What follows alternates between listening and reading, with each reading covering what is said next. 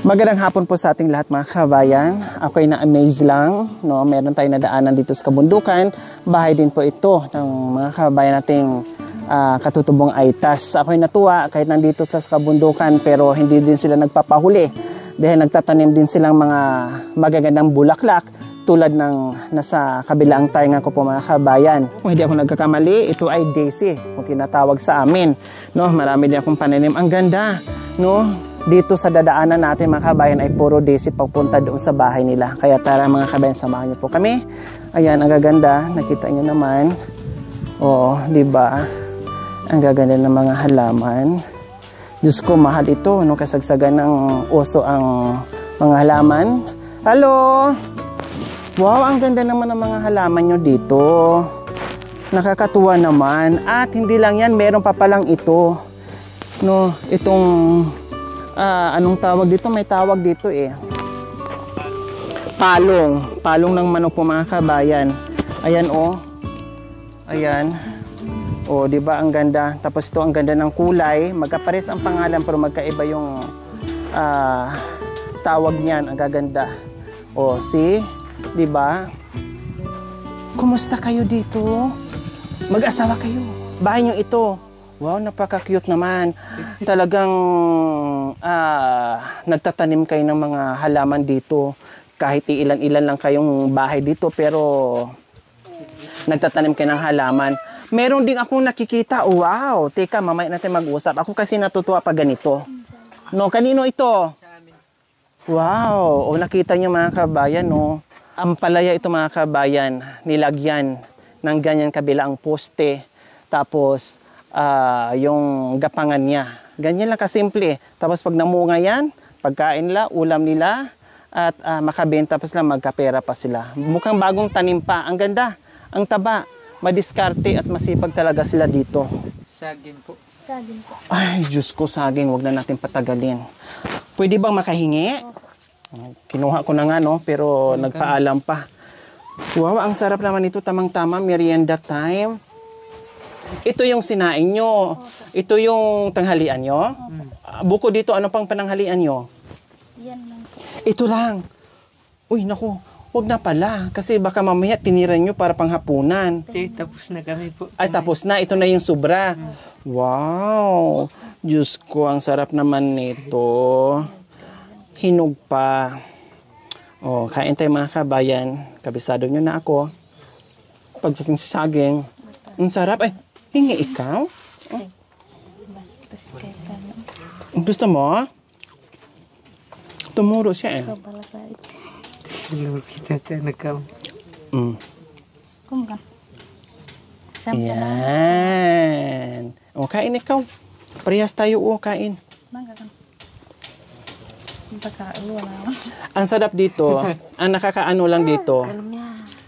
Kasi katulad nito, no? Hinog na saging. Hindi kasi dumadaan sa kalburo. Hindi dumadaan sa gamot. Kaya kahit hindi masyadong gulang, basta nahinog lang, na walang kalburo, matamis, masarap. Pero yung hindi masyadong magulang, tapos nalagyan ng kalburo, naluto sa kalburo, iba yung lasa niya. No? Hindi siya matamis. Para siyang, yung iba nga, parang mapakla. Ganon. Teki apos kayo nagkalardi. Ang sarap. Ayan, nakakain na ako. Anong pangalan mo, ate? Lenlen po. Si Ate Linden. Ilan ang anak nyo? Isa po. Wow, buti. Isa pa lang. Ilang taon ka na ba? 17 po. 17 years old ka lang? Nag-asawa ka ilang taon? 13 po. Akala ko yung nakaraan na puntahan ko dito, 14 years old. Pero ako 13 years old, nag-asawa na. Hindi ka na nag-aral din? Bala. Anong grade na ano mo natapos? 7 po. Grade 7. O sayang naman, hindi mo na ipagpatuloy yung pag-aaral mo? Nahihirapan po kasi yung tatay ko po. Kasi po yung isang mata niya po hindi siya nakakakita. So, hindi ka na nag-aral. Tapos, si Kuya, anong pangalan mo? Aris. Si Ate Linden, si Kuya Aris. Ilang taon ka na, Kuya Aris? Kaya hindi ako nag-aral. 21 po siya. 21 years old. So, okay na siya. Medyo okay na yung edad niya. Ikaw nga lang, no, 13 years old. Alam mo ba kaya, Aris, na 13 years old lang siya nung inasawa mo? Ha? Hindi ko pa alam eh. Hindi mo alam na 13 years old siya. Pero pumayag naman yung magulang niya na inasawa mo. Pumayag. Pumayag. Sa bagay, sabi ko nga mga kabayan, dito, kahit pipinsan or kaanak or bata, pwede silang mag-asawa basta may basbas sa mga magulang. Para silang mga ano din, kung hindi ko nagkakamali, yung mga Muslim, no? Ganyan po sila. Bata, no? Pwede. Sila, ganun din mga kabayan, no? 13, akala ko yung pinakabata may 14 dito, pero siya pala 13 years old at iisang anak. Ilang taon na yung anak mo? 2 na po. 2 taon. O, wag mo munang sundan, ha? Tama na muna yan. Kuya Aris, saka na lang. O, kumusta naman yung buhay-buhay dito, Ate Linlin? Okay lang naman po. Okay lang. Anong hanap buhay mo, Kuya Aris? Nagtatrabaho. Anong klaseng trabaho? Nag-contraction. Meron naman. Buti ngayon, nandito kayo. Tinawag ko po siya Doon ako kanina sa taas. Kasi tinawag ako nito. May trabaho kayo. So, kayo naman, Ate Len, kasi sabi mo, 13 years old, huminto ka na sa pag-aaral mo kasi nahirapan ang magulang mo sa pangtustos mo sa school. Ngayon na may asawa ka, saan mas maganda? Yung may pamilya o yung buhay na nag-aaral? Maganda po kasi kapag natutulungan mo po yung magulang mo. Tulad ng... Pag nabibigyan po siya ng bigas. Minsan, kayo ang nabibigyan ng bigas sa kanya. Bakit? Hanggang ngayon, hindi pa rin nakakapagtrabaho? Nakakapagtrabaho po, pero hindi po nakakita po yung isang mata niya. Sinanay mo na saan? Nandiyan po sa taas. Ilang kayo magkakapatid? 4 po. Panganay ka o bunso? Pangatlo po. Pangatlo ikaw. So hanggang ngayon, tumutulong ka pa rin sa mama mo o sa papa mo, basta meron kayo. Pakain naman po kami ng mister ko ng maayos. Ayun, yun ang mahalaga doon. Na kahit gaano kahirap yung buhay, na masipag lang at matyaga yung mister mo, kahit paano makakakain kayo sa araw-araw, no? Na-miss mo ba yung pag-aaral mo, Lynn? Anong gusto mong kunin na kurso kung nakatapos ka sa pag-aaral? Teacher po. Gusto mo sana maging teacher. Ayaw mo bang subukan uli na mag-aral ka? Pwede naman kahit may anak. Pwede po. So mag-aaral po sana ako sa dyan, kaso po wala pong perang pag ng mga papel. Yung mga gamit ang iniisip mo. Opo. Siyempre may mga gamit, bag, uniform, mga papel, notebooks, etc. Plus yung baon, wala naman problema sa baon. Pagkain, wala naman problema. Yung sasakyan, nilalakad lang naman kasi wala naman din masasakyan dito, kundi lakad lang talaga. No? Yun nga lang, syempre magiging mahirap sa iyo kasi may anak ka na. Sino mag-aalaga? Si mister, nagtatrabaho. No? Yun. Pwede naman siguro iwanan sa magulang mo. Kasi sayang, grade 7, tama? Opo. Kasi maraming mga katulad mo na mga katutubong aitas na kahit may asawa o kahit mahirap yung buhay pero nakakapag-aral sila, nakakapagtapos sila ng kolehiyo at gumanda ang buhay. Dahil siyempre may magandang trabaho, hindi lang dito nakaasa sa bundok, no? Nangangalakal. Paano makapunta sila ng bayan at trabaho sila ng maayos, 'di ba, Tilen? So ayan po mga kabayan, no. Malayo kasi nakita ko na yung kulay yellow na mga halaman. Kaya sabi ko puntahan nga natin. Malinis po mga kabayan yung paligid, no? Kahit kahoy yung ginagamit ng mga kabayan pero nakita mo naman yung kaldero nila, 'di ba? Malinis, no? Yung isang kaldero talagang malinis na malinis. No, talagang halata na iniis-is nila mga kabayan.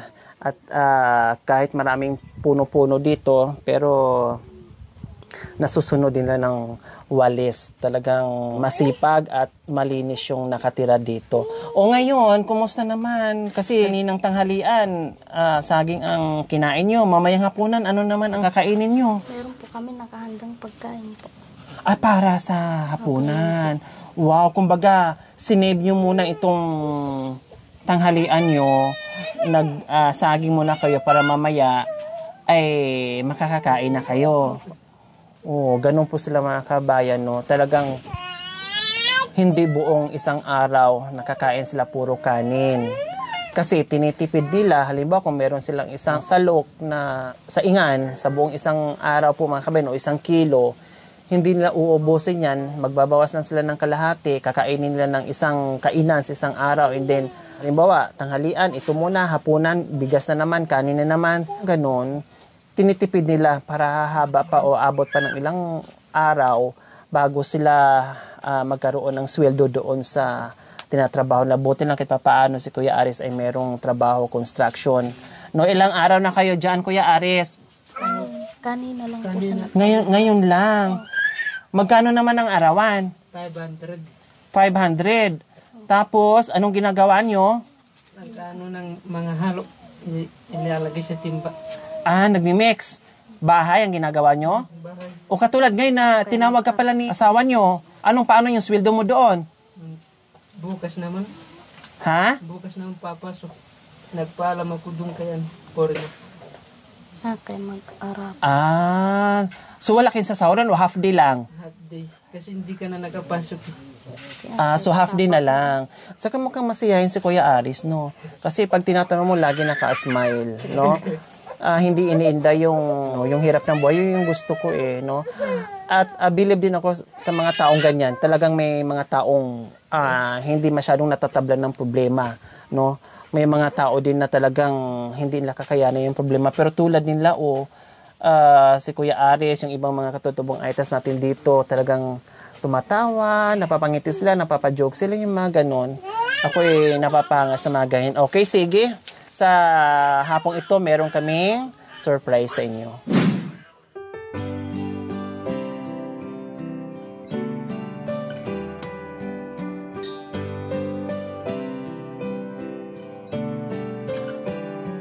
Ate Linlin and Kuya Aris, meron na kayong bigas.